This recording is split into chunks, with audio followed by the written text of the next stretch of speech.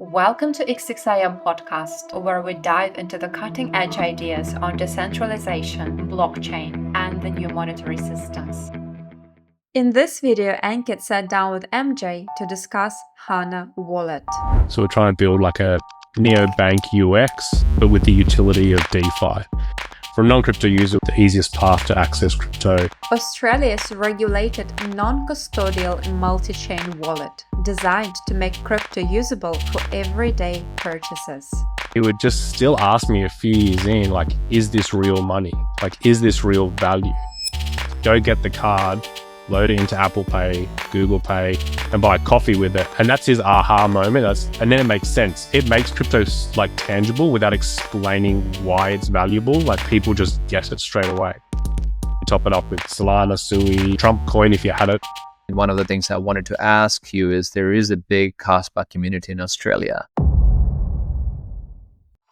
Supported by Kaspa Finance, the first V3 DeFi protocol on Kaspa. Igra Labs, atomic programmability on a Kaspa block DAG. Today, I'm here with MJ from Hana Wallet. Good to meet you and good to have you over, MJ. Hey, mate. Yep. Good to be here. Awesome. So Hana Wallet is an Australian regulated wallet, and your mission is to make crypto work like money for everyday use, likes of buying coffee or groceries straight from your wallet. So MJ, let me start by asking, do you think crypto adoption is finally here? I don't think it's a destination. I think it's a journey and a process. So I think we're further along than we were 2 years ago. But yeah, don't know what here means. I think we're closer. Being able to use for everyday item, right? For many people, they might consider it to be on the sort of other side of the adoption curve, right? And we've been wanting crypto adoption, whatever that means, I guess, as you say. Yeah. But now with the MasterCard infrastructure and stablecoins, I think that perhaps the question I wanted to ask, when a lot of people can start to use it, do you think sort of adoption is finally happening? Yeah, I think we're definitely closer. I think stablecoin regulation's helping with that. Stablecoins is I don't know if better is the right word yet, but it will be a better form of payment. Domestic or internationally? It's already used a lot in remittance just because it's faster, cheaper, more accessible. You got the FX, which is still a sort of a missing piece, but yeah, I think the regulation coming in then really allows people to know how to play in this pool. Like what they can and can't do, and bigger players can come in, and there's less risk around them actually offering solutions to this built upon crypto or stablecoin specifically for payments. So I think you're seeing, and I guess when we get into Hana and what we're building, a lot more connectivity to TradFi, and I think that's a piece. But I think in the end, DeFi is just another back end for crypto, for finance. Sorry. Anyway, so yeah, I think it's interesting. Yeah. So quickly, how do you define Hana Wallet specifically, to someone who's never heard of it? Yeah, I'd say Hana is a money app that's built on top of crypto. So we're trying to build like a neobank UX, but with the utility of DeFi. So using payments that are based on stablecoins, so a non-custodial wallet. For a crypto user, you'd say we're like a MetaMask Phantom non-custodial wallet. That's what we're offering. So that makes sense to a crypto user. For a non-crypto user, we just the easiest path to access crypto. Yeah. And you guys operate specifically in Australia, right? That's the current jurisdiction you're operating in. Yeah, so we're incorporated here. Right. So being a non-custodial wallet, we obviously managing regulation and specifically with connectivity to TradFi. I guess it'd be good to get into that so kind of people know what we're talking about. But yeah, we are incorporated in Australia, but our offering is worldwide and some of our features are specific to regions based on regulation. But our non-custodial wallet is available, basically, let's say globally. I think the history explains how we got here today. So we started the company in 2022. And the main idea was, let me go back even further. I got into crypto in 2017. My background's like network infrastructure security. So I worked for like about 15 years doing that, which is basically securing networks. And I worked in banking for about 10 years. That's kind of like where your internet banking and your traditional finance sort of products operate. So I'd look at like how to secure those at a super high level. So in 2017, I had some mates who were into crypto during that ICO sort of era. And they were talking, yeah, so they were talking about Bitcoin before that. And the sort of hard money thesis was not really that interesting to me. Do you mean I'm not really heaps big on economics or anything like that? But when they started talking about smart contracts and the different things you could do in protocols, it just like, it made sense straight away. And I was drawn to it. Do you mean I thought it was exciting and interesting? So that is kind of what drew me in. And I think quite early on, you could sort of, it made sense that there would be a multi-chain future. If we're sort of talking 2020 and on, that kind of made sense to me, just kind of understanding the internet, how that connects together. And the whole idea of the new internet was the term back then. It really did make sense.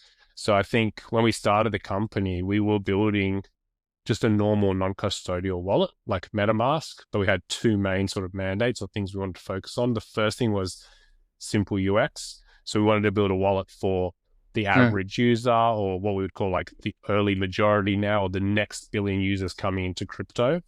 So we wanted to build a wallet for them because everyone was complaining about MetaMask back then, and they still do now. Yeah. So that was like the first thing, like a simple wallet that sort of my wife or my dad could use. And the second thing was multi-chain. So there were the two things: a super simple multi-chain non-custodial wallet. Right. So one thing you mentioned, which is your dad or your wife can use. Can they actually use the wallet now? Because I know it's a complicated process for someone who doesn't have any hand-holding, right? There's no one to help them. You know, to explain what is a seed phrase, to explain what is this private key, public key. What's your take on that? Like, it's not a simple process even today. No, I think it depends on like the utility that they're using, right? Like one of the problems you'll find is even if you build like a wallet, so you can build like, and a lot of wallets have them now, like a social login that abstracts like the key management sort of away. So we have that. You can still use the traditional private key, mnemonic or seed phrase, but that's what like the average user will use. So they can get in and have that typical like Web 2 experience. I mean, that makes sense. The next thing is they get in there like, cool, now what? Do you know what I mean? Like, what do I buy? What do I do? So we think of that kind of question as more market driven. Like, we're not really here to tell users to buy Bitcoin or buy Ethereum or Solana or Stellar. Or to do anything. Like, we just think that the utility of, or the opportunity, of DeFi over the next 3 to 5 years will draw people in. So I think it's a process. There's an educational piece, but I think just building a super simple product that looks more like a Web 2 fintech app, than a Web 3 app, is kind of like the first step of where we're up to. So I think in general, if a user, comes in, and we have like different methods for rewarding users, with a bit of crypto. For example, if you sign up and you get our MasterCard, you get this non-custodial experience, but then you can get the MasterCard and we give you like $5 USDC, and then you can, throw it on the card. And the framing is obviously first coffee on us, try it, and then that's the easiest way to spend your crypto. So we can unpack that a bit more. So I think we're getting there, but there's so much utility in crypto, in Web3, like what do you present and how do you present it, and trying to make it super simple is actually a really big challenge. So I would never say we're there yet. Like, we're an early stage startup. We're just getting started 3 years in. We're still finding our PMF, but I think we're definitely heading in the right direction. I think it's a super exciting space. I think owning the wallet experience is important. Trust, ease of use is super important. But yeah, it is a process to get that. So I would hate to say like, yeah, we're there now, but I think we're doing pretty well. Yeah. And, I think also it's, at least with the use cases you're talking about, right? We're starting to see a real world application, right? I think we talk about RWA a lot in crypto, but I think we're not talking about RWA like in a financial product, buying a treasuries or something, right? We're talking going and using that for everyday use case. I think it's a very different, very, stable use cases. I guess that's why I think it's more of the first step perhaps towards the adoption. Yeah, I think this is a very necessary part for the early majority, right? So Mm. I normally sort of tell a story about how I had a mate who I got into crypto, and he's like non-technical, you know what I mean? He's a super chill guy. I think I gave him a couple of Ethereum, you know, a few years ago when it wasn't too expensive. Mm. And I remember, like, he knew I was working on Hana for a few years, and I was like, he's like, what's going on? I'll show him updates, or he would see the price move, and he would just still ask me a few years in, like, is this real money? Like, is this real value? And that was a big catalyst for us. Yes, we have a multi-chain non-custodial wallet, but to make that tangible for the average person, we needed a feature like this MasterCard. So now I can say, well, yes, it's real value, but the best, it's not for me to tell him, it's just go get the card, load it into Apple Pay, Google Pay, and buy coffee with it. And that's his aha moment. And then it makes sense. It makes crypto like tangible without explaining why it's valuable. Like, people just get it straight away. So kind of like finishing off our journey, we have the non-custodial wallet. So for a crypto user, you could think of us as like a Phantom. You mean with a really good UX, would say on par with Phantom, but a lot more chains. And we're building much more native experiences integrating, as well as more a payment app. But now we're really building connectivity to where those next billion users are. So the first one was a MasterCard, which is currently available in Australia. Next year, Q1, we're releasing it in Europe and Latin America through our partner. The second piece that we just announced recently was a partnership with a company called MoneyGram. So they're like a Western Union. They're really big in the remittance space, and they've got physical agents and stores throughout the world, like 350,000. And now you can go in 180 countries, you can go from crypto and you could off-ramp to physical cash. So we just released this like last week, like the press release went out for it. And we're going to start just focusing on Southeast Asia as sort of like an initial sort of region, looking at big crypto adoption, big cash economies, big remittance places with this sort of like overlap. But the point is, we now have a non-custodial wallet. How do people get in and out to the traditional finance? MasterCard is one, cash is another one. Obviously, typical bank transfers in and out is another piece. So all this connectivity, then you have an experience that's just, it's not TradFi or DeFi, just finance, and users can do whatever they want to do. Yeah, that's awesome, and congrats on the MoneyGram partnership. MoneyGram is huge. I think they're second to Western Union. Western Union would be the number one. But that's 100%. Amazing. So what was in for MoneyGram? Why did they jump on this partnership? So they have a few players like in this space, so they're working with a few partners. I mean, we're not the first one off the rank. But I think that, you've seen it with Western Union. They just partnered with Solana, like Solana, right? Solana partnership, right? Yeah, with their new stablecoin, right? Yeah. And stablecoins, because it comes back to what we were saying before, the regulation comes in. So these big players know how to play in this pool now, and they can do it with the risk managed. So you see PayPal coming into stablecoins. I'm not really sure much about the Western Union deal, but if they're doing their own one or they're playing in that space, because they can use these stable coins to quickly transfer value, internationally. Yeah. So, given your banking experience, what do you think banks are thinking? You're in Australia, so you have ANZ, Westpac, Commonwealth. They're just looking at you and looking at other players in the space. And they're trying to learn, or you think eventually they would want to launch their own wallets because they have the scale, right? They have the presence and the scale and resources, clearly.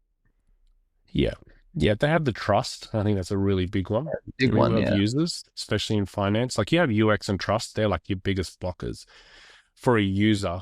For like a company or a product, someone offering like a product, there's more issues. So they have them. My background is technical in banking. So I don't have like a finance background, for clarity. Right. But I think that there are a few different like stablecoin projects going on in collaboration with the government. And with some of the banks here. So they're dipping their toe. I think there's a massive learning curve. I think to go to like offering a full non-custodial wallet, I don't think they're thinking that at all. They're too big for that. Maybe like the fintechs are looking at that. There are a few. And we would classify ourselves as a fintech. A fintech that's based on crypto. But that's that convergence we were talking about. I think we'll see more and more of that. with a general wallet, as opposed to you're seeing a lot of these products come out that are trading apps that are non-custodial, that have a social login, and they're for buying meme coins, things like that. So yeah, but we're more like a general sort of money app. Right. So you think banks are sort of starting their journey, or maybe been on the journey, but they just need the regulation to come through first? And there are a few different pieces that are happening in Australia, right? Yeah, I think in this regard, we're like just super early. Like I don't think these big banks really know enough at this point. Like their understanding, I think a stable coin is revolutionary, which it is in their world, but obviously in our world, it's like one of the most non-revolutionary things. So I think like they're looking and it'll work out. I think we'll see a convergence. Our big bet and like a big strong belief we have, best opportunities for finance will be on chain in the next 3 to 5 years. So step one, we're seeing that with payments now. That's why remittance payments, like we spoke to a big exchange here, and a lot of people use it for remittance. Like a third of their users was just using exchange just to buy a stable coin to send it overseas. So people are like using it now. So there's like that piece, but once you've got the payment piece, then you've got the DeFi, lend borrow on top of it, you've got trading on top of it, then you've got more interesting things that can come later on. I think we're super early on that journey. I just think that users want access to be on chain, and we're trying to make it as super easy for them connecting to TradFi as much as possible. Yeah, I think remittance is huge. I think Tron was built just off the back of the remittance, right? It's huge, remittance, global remittance. So I completely agree with you. So Hana Wallet, you guys have over 46,000 users, right, that are using the wallet. Is it the right number? I think you display on the website. Yeah, right? I think it's on our website. That's more like an install base. We generally say we're about 10,000 monthly active users is a more accurate number. Yeah. And these are everyone with the physical card, or these are with your recent, Apple Pay and Google Pay integration as a digital MasterCard? Yeah, no, let me take a step back. So the first product we released was a Chrome extension. So we still have a Chrome extension. So everything we talked about exists in the Chrome context. Right. Our focus, we also have now an iOS and Android app, and that is our big focus. We think this is the gateway, for this next wave of users. So we have like 3 product offerings basically. The debit card is only available on mobile and currently only available in Australia. So it's like one feature. So if you're in the States or Vietnam, or South Korea, you can use the app because we connect to so many chains. And we don't just connect to the chains, but we also integrate with our cross-chain partner called Sodax. So they provide the cross-chain liquidity. They technically are an intent-based system, and they aggregate liquidity from different chains. But within Hana, you can swap between, something on Stellar to something on, say, Solana or Base or Arbitrum, and it just uses on-chain liquidity. So everything's kind of based on that foundation. So then when we release the MasterCard, if you want to top it up, because it's a prepaid card, then you can top it up, and you can technically top it up with Solana, Sui, or Trump coin if you had it on Radium, and then it would use Sodax and the Radium liquidity, cross-chain it, and then put it into USDC in a smart contract. I see. Yeah, I do want to go through the demo itself. I'm definitely keen to see how the UI and how the app works. Just quickly before then though, what about the merchant side? I'm assuming you convert once the user says, hey, I want to use it for a coffee, but they hold the Solana, right? You're going to go convert it to USDT, USDC, and then the merchant has to accept it. Like, so how many merchants are there across New South Wales or across Australia, like that are happy to accept these, stable coins? Yeah, so let me clarify. When we provision the card, you're provisioning a MasterCard. So the merchant only needs to accept MasterCard, which is accepted in Australia everywhere, depending on the country you're in, but Yes. globally, basically. So what you do is you top up the card, and you can top up with any asset that's supported on our chains. And then what Hana will do is it'll convert into USDC, and it'll cross-chain it. It'll end up in a smart contract. And that's tethered, or that's linked to your debit card. That's technically what's happening because you want to go a bit deeper. So when they just pay with this USD backed MasterCard. Right, right, right. Perhaps we can go through a demo next if you're okay with that. And then maybe I can ask you a few more questions on the process of converting my Solana all the way to the stables. Yep. Oh, perfect. Yes. Do you want to do a demo now? Yeah, please. Yeah, if you're happy with it. You see my phone? Yeah. So basically, I'll go through some of the features and just call out. But you can see all the assets that I have in my wallet. So we aggregate. I've got USDC here. And this is across a few different chains, like Stellar, Solana, Polygon. So we kind of just try and aggregate the view for the user. And if you go like the network tab, you can see like a typical sort of non-custodial wallet, all the different chains and the different addresses that are available. I can enable additional chains if I want to do that and manage all my assets and receive them in. So we also have like our trade feature. It's pretty swap them. I kind of won't demo that too much. I'll focus in on the card, but you'd go through a process to provision the card, which is only available in Australia for now. And if you do that, you get the $5, so you can get your first coffee on us. But basically, if you go into this pay option, you'll have your card here. You can see like all the top-ups that we've done and the purchases that we've made, any fees that might be involved in it. I won't click it, but if you sort of view the card, you can see the number and all that sort of thing. You can see in the top right-hand corner, I have $46 and I'm in AUD because I'm in Australia. And this is based on a balance that's held in USD. Sorry, I wanted to clarify a few things here, right? So you have Trump coin, right? So this is all on-chain. Yes. Yeah. Like, I'm just trying to think, how do I even log into this with different chains? This is step one. You can log into this as a new user and you could use a social login. So you could use Google, you can use email, or you could use Apple ID, and we'll generate all the addresses for you. So I've technically logged into this, my MJ account's an Apple ID account. Right. And then we would generate all these addresses for you. If you had a seed phrase, you could actually load in a seed phrase, or I could actually add a seed phrase here. So I could restore a seed phrase. So I could actually enter my MetaMask or Phantom one in, and we would derive the same assets that you would see. So you could take your Phantom MetaMask, put it into Hana, and then all your assets would show up. We don't really focus on seed phrase now, you know what I mean? Because generally as a market, we're going away from that. And specifically as a company, we are as well.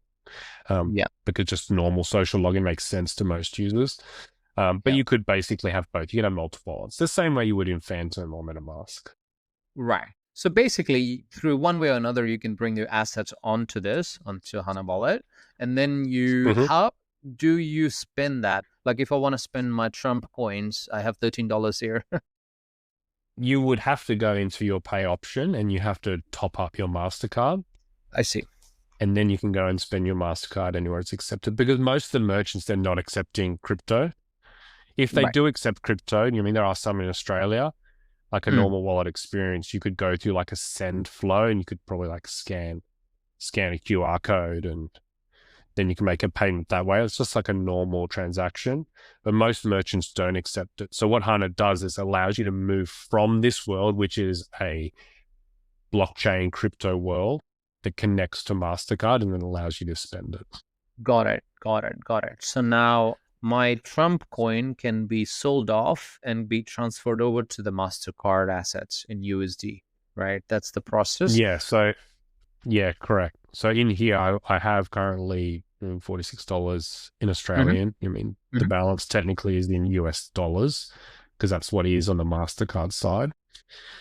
But I can go in here and I can select the assets that I have, and then I could basically top them up into the card. Right. That's cool. That's clever, actually. I like it. It's a simple process. It's simpler than what I was defining. Yeah. So what we're trying to do is you have this hybrid of this feature, right? It's kind of like traditional finance, i.e. the MasterCard piece. That's where the merchants are. That's where most people are. And then you have this DeFi world. So Hana kind of connects them together as easily as possible. And that's what we're trying to do. So when we do top up, so you wanted to top up with USDC on Solana, then it's going to use on-chain liquidity and then convert it across so you can then see it. We use, our partner is Sodax for our cross-chain swaps. And they aggregate, they're an intent-based system, but at a super high level, they aggregate liquidity. So if they convert, from Radium, as an example, I think it's one of their sort of dexes they integrate with, and say Uniswap, and they also do the cross-chain themselves. I see. So essentially they are taking care of all the background conversion, so you don't have to build exchange and liquidity provisions and all the other complicated stuff. No, and we actually don't want to do that because we're trying to be like a browser. I was going to put my phone down for a second. We want to be more like a browser that gives access. That top-up's done then now. So then I could go and, so that got converted across and then sort of deposited.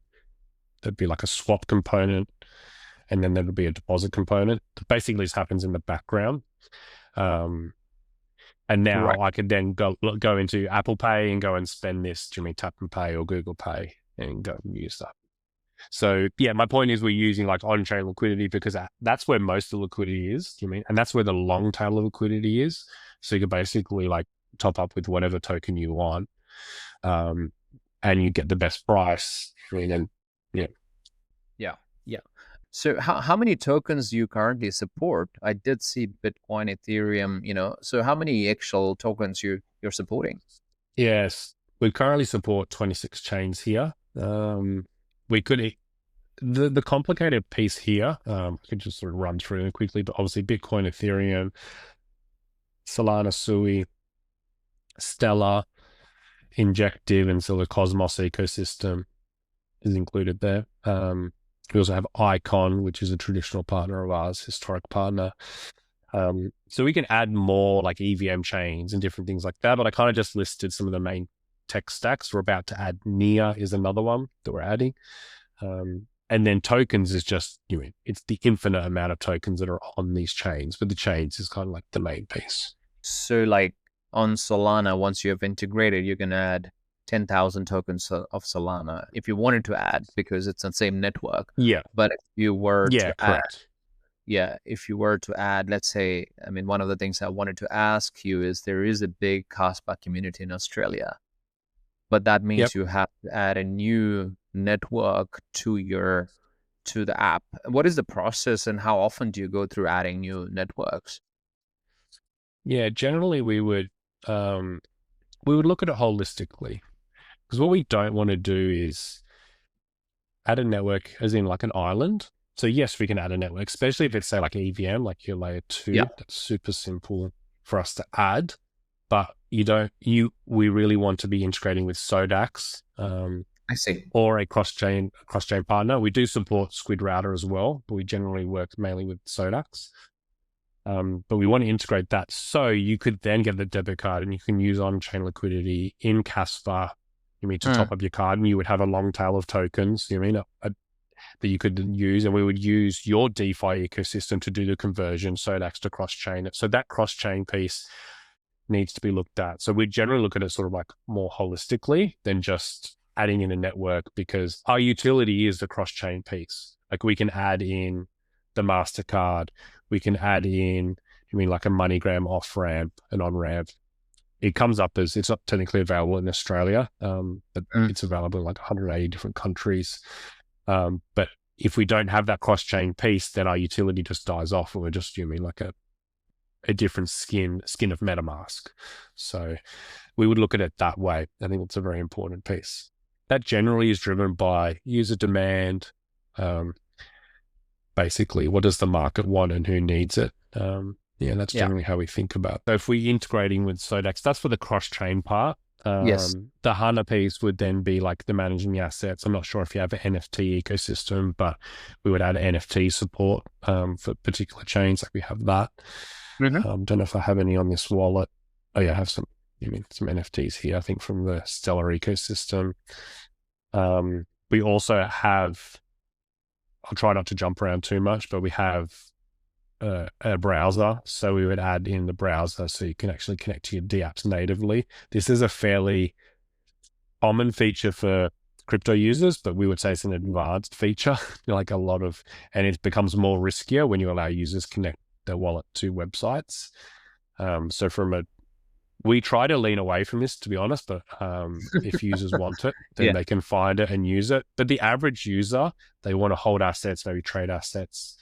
And another big piece, which maybe we can talk about in a minute, is yield as well. So we're actually about to release some native experiences for yield. But I think my point at this point is like native experiences is actually better and easier for the user. Because it's a similar experience, say with like a neobank or Revolut or something, but it also protects the user because they're not trying to work out what website do I connect to and how do I get this yield, and then I connect to the wrong website, then all my money's gone. We want to sort of protect the user from that. So while we do have this feature to discover apps and connect to sort of different D apps, we would consider this an advanced feature and not lean into it. Quickly, so what are you seeing in terms of the patterns now, right? Like what type of daily usages you're seeing on the app, right? What are people doing with it? We see users using Hana across a number of different chains. We have core ecosystems that we sort of operate in. So our next sort of iteration though is we have the MoneyGram piece. So basically the reason that we've done that is, one, we talked about before, stablecoins are very big in remittance, but you need to be able to off-ramp that. So that's why we partner with MoneyGram, and we're releasing and focusing specifically in Southeast Asia initially. To build upon that, the next thing that we're looking at releasing, which is technically available now, but we're slowing things down just to make, as we take them to market, but is basically we just call it a savings account. Or we're just layering on a lend borrow on top of, like a typical DeFi lend borrow on top of what we're offering. So users can, yes, receive funds, but they also have access to these sort of banking offerings. So we are partnering with Sodax as well on the lend borrow. So on the borrow side, typically we find if you go and sell your crypto, you obviously have capital gains tax, and you don't want to sell it if you think it's going to 10x or 100x. So with a borrow product, similar to say like EtherFi, they have their own native product. They own the whole end-to-end experience, where we're like a front end trying to give the best offerings to the user. We're not trying to be the back end, but users can basically use the MasterCard. They can easily take out loans on their assets, and actually spend them at a super low sort of interest rate, much lower than you would get with a centralized sort of solution. And then you can also lend out your products and then yield on them. So you can basically have a savings account that you're earning a decent yield on. So we're partnering with, they're called Blend, they're an AMM on the Stellar network, and DeFi Index, which is an aggregation protocol. But they're basically on the Stellar ecosystem. And because Stellar's technically a big hub chain for us, but we connect to Solana and Base, all these other chains. Within a native UX, users can go and get a 10% yield on USDC, and then we'll just cross-chain it and we'll put it into that protocol, and they get a good yield on it, and they can easily sort of take it out and then spend it and convert it to cash, or to MasterCard, depending on where they are. In the future, there'll be QR systems. They're very big in Southeast Asia and different payment systems. I think long term, you'll get just crypto to crypto payments. I think that's where we're going long term, but we're in this hybrid state of where are most of the merchants and where are like the users, and how does that all work? But that's like our general progression. Like how do you have assets? How do you move assets around easily, multi-chain context? How do you spend assets in the real world? And then how do you sort of earn yield on these assets? There's like the basic building blocks that we're sort of focused on. Yeah. Right. Quickly, on the current use cases, what have you seen? Like, have you seen anything interesting patterns that popped out to you and you guys weren't expecting when you started Hana, and you were like, holy shit, like this is amazing to see people are, I don't know, doing something with this, which you guys didn't anticipate? I wouldn't say anything, that really sort of jumps out a lot. I think people just want to hold assets and move them around easily. I would say generally, to be honest, we play in sort of tier 2 blockchains, rather than sort of like tier 1. It's very hard for us to go head to head with Phantom as an example, and we wouldn't do that. It doesn't make sense. So generally it's quite easy for us to acquire users when they're looking at the sort of like what a multi-chain Sui wallet, Stellar wallet, or Cosmos wallet, like outside Cosmos, and that's where we sort of operate at the moment, or more historically. And now we're really pushing into not just a cryptocurrency wallet, but a money app, and it's a completely different framing, and that's where the connectivity to TradFi sort of operates. And I think this is what the market needs. Yeah.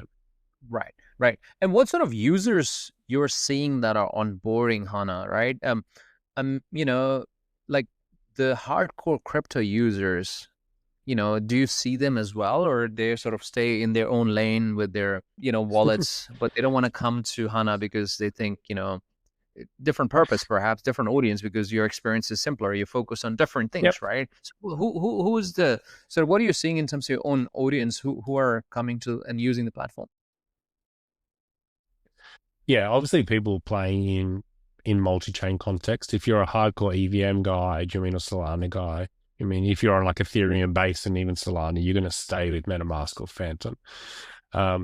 We're not looking for expert users. We're looking for average users. We generally fall into multi-chain users who are have been around for a while and they're looking to spend their crypto. And really have the accessibility to spend it quite easily. Like the MasterCard is a great feature if you want to spend, I don't know, $500, a month, quick and easy, on the go, market's up, I feel good, I want to buy like a t-shirt, lunch, or something like that.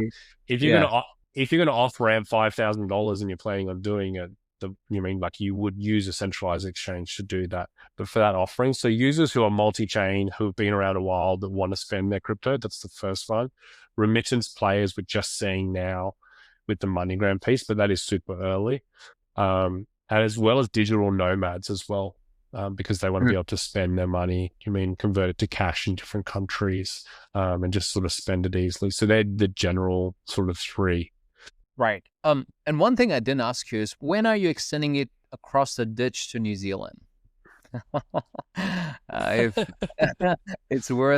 a question worth asking. Yeah. So our MasterCard partner is actually called Immersive, and they're actually based in New Zealand. So it's not too much of a jump to do that. I can make a call for you. That's not a problem.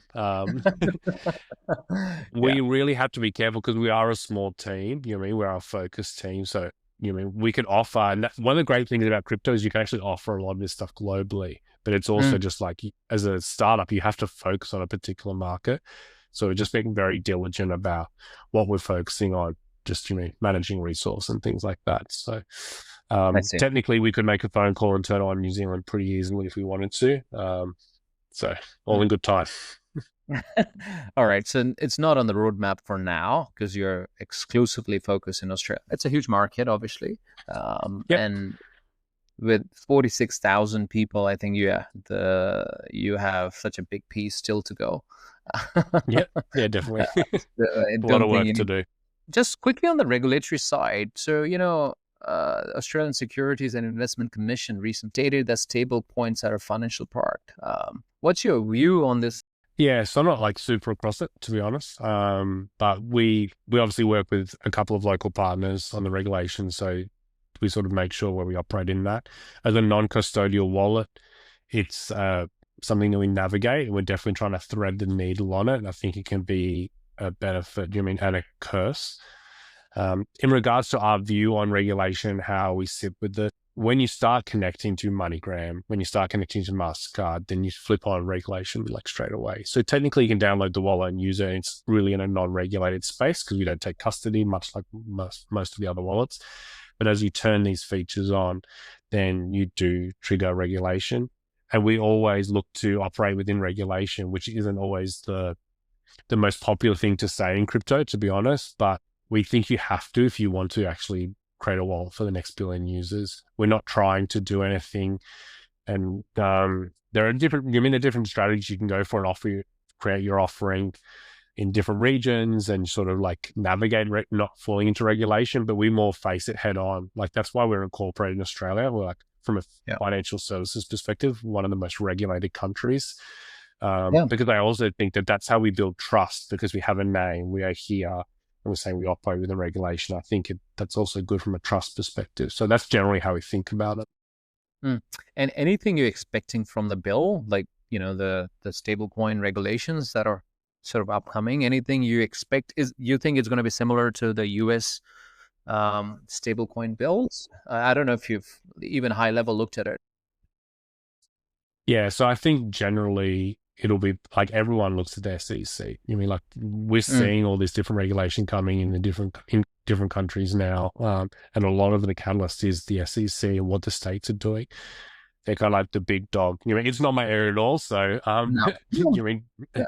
looking at how it operates in general, most people are scared of the SEC, or most people are mindful of like what are they doing? You mean they're like one of the most powerful economies. So, yeah, I think it generally will, but it's also not my area, so I don't really want to comment too much.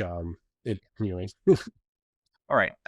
Let's do a quick wrap up question then for you, and which was basically I wanted to ask you on the yield side. We recently interviewed EtherFi, Mike from EtherFi, and their focus is very much on focused on the DeFi neobank, how they position themselves, which is off the back of obviously the staking side of Ethereum. So how are you guys thinking of your own sort of yield generation part? Because I think that's the part I think will bring those billion people that you're talking about, right?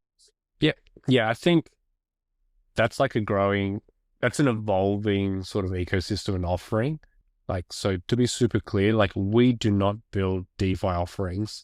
Like we're building just a simple app that'll plug into the offering. So those offerings are changing all the time, and you can see changing all the time is the wrong way to say it. Probably evolving, like working out what works. Do you mean what's the mechanics of how this can work in a scalable way?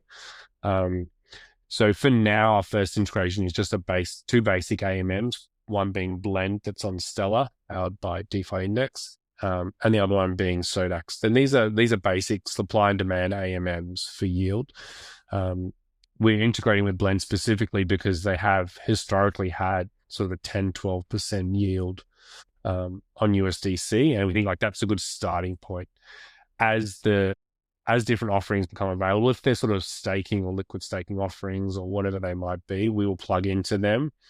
I see. I think something interesting about how we navigate that, because we don't want to overwhelm the user with all these different offerings of like which one do you want to do and how do you do it. Like we can basically plug into wherever we want. So I think like that's interesting. So we're starting slow. We think 10 to 12% is interesting That's enough crazy for users. Yeah. And then we can build upon it from there. But we're not looking at like our own, well, where EtherFi, they have their own sort of staking or yield-based DeFi offering. Like we don't build those. We just plug in, and we're watching and waiting to see what works. And how we can sort of offer that to users. I think there's a trade-offs, right? Because with EtherFi, the default Ethereum emission rate would be 3%, for example. And then you have now with restaking parts likes of Eigenlayer that's providing or going to provide perhaps another 5% on top of that 3% emission rewards from Ethereum. On the traditional DeFi side, I guess the question I wanted to ask you, what sort of yield generation techniques are there? Because outside of just providing liquidity in the pools, what else is there that's going to provide the yield? Yeah, it's not really like my area of, I don't design these protocols or have much expertise or value to add, to be honest.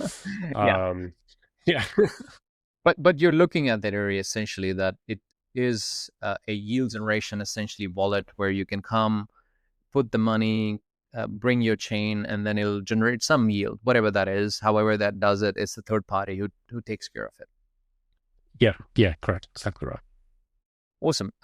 So MJ, anything we haven't covered off today that you wanted to share with us?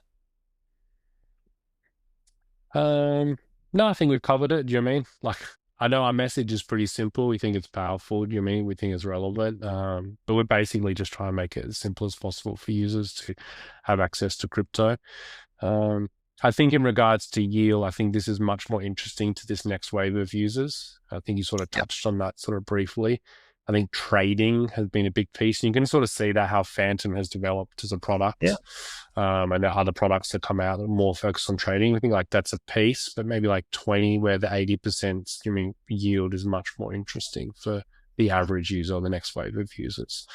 So so like if you're interested, get the debit card in Australia, have a first coffee on us. We have a $5 offering for our MoneyGram as well. If you go through the MoneyGram off-ramp, you get $5 as well. So test out the product. We're about to release something called Hana Play, which is just a basic reward system within Hana. So you get the wallet, and you do check-ins, you load assets, you do some basic on-off ramp or exchanging, and then we're giving away rewards for that. So that's going to be announced next week. So I'm not sure when this is going out, but it's probably live by then. But just follow us on Twitter or on X, Hana Wallet, keep across what we're doing, and